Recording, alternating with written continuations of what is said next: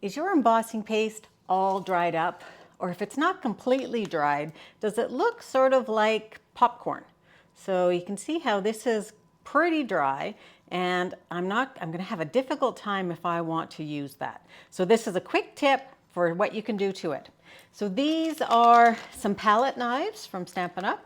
I'm going to take some distilled water, which I just happen to have in a really old container. Start with less rather than more. So that was probably about half of a teaspoon. And then you're just going to mix it up. What you're going for is sort of a creamy consistency. So I'm going to have to add a little bit more.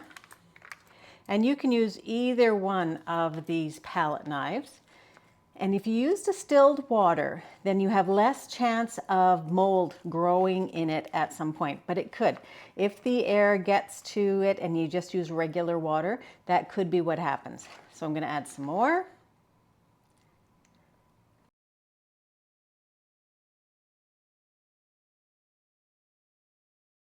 And this is sort of the consistency that you're going for. So I did have to add a little bit more water to it, but you want a consistency that's really going to be able to be spread out.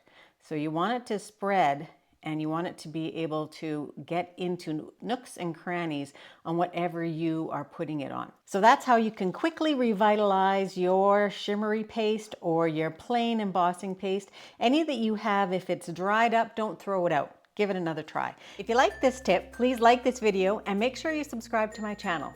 And sign yourself up to get my emails where I share exclusive tips with my subscribers. Do that at designwithjo.ca. Thanks very much. Have a great paper crafting day.